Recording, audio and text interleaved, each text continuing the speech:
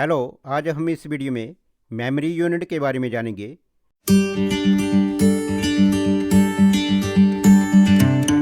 Memory unit, जिसको MU बोला जाता है, कंप्यूटर में डेटा और सूचनाओं को स्टोर करने के लिए जिस डिवाइस का इस्तेमाल किया जाता है उसे मेमोरी कहते हैं।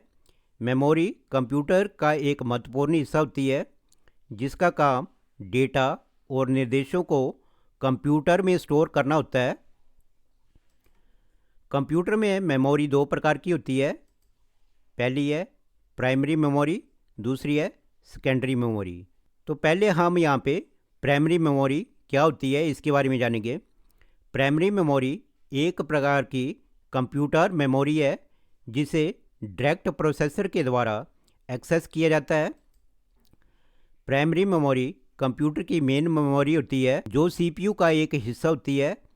सीपीयू में लगे होने के कारण इस मेमोरी को आंतरिक मेमोरी भी कहा जाता है।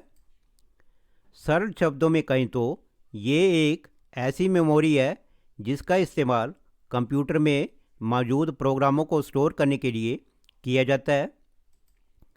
इसमें दो तरह की मेमोरी शामिल है, रैम और दूसरी है रोम। रैम को बोला जाता है रैंडम एक्सेस मेमोरी और रोम को बोला जाता है read only memory. Primary memory computer के मदरबोर्ड पर स्थित होती है और बिजली चले जाने पर इस मेमोरी में स्टोर डेटा खो जाता है। तो ये मेमोरी जो है टेम्परेरी मेमोरी है, इसमें डेटा टेम्परेरी पीरियड के लिए स्टोर होता है। इसके बाद है सेकेंडरी मेमोरी।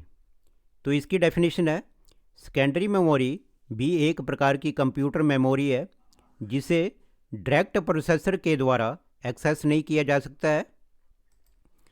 सेकेंडरी मेमोरी एक ऐसी मेमोरी है जिसकी स्टोरेज क्षमता अधिक होती है और ये बड़ी मात्रा में डेटा को स्टोर कर सकती है। इस मेमोरी का उपयोग बड़े आकार वाले डेटा जैसे वीडियो, इमेज, ऑडियो, फाइल को स्टोर करने के लिए किया जाता है। सेकेंडरी मेमोरी में यूज़र डेटा को आसानी से स्टोर कर सकता है और उस डेटा को रिस्टोर कर सकता है। सेकेंडरी मेमोरी का उपयोग परमानेंट डेटा को स्टोर करने के लिए किया जाता है।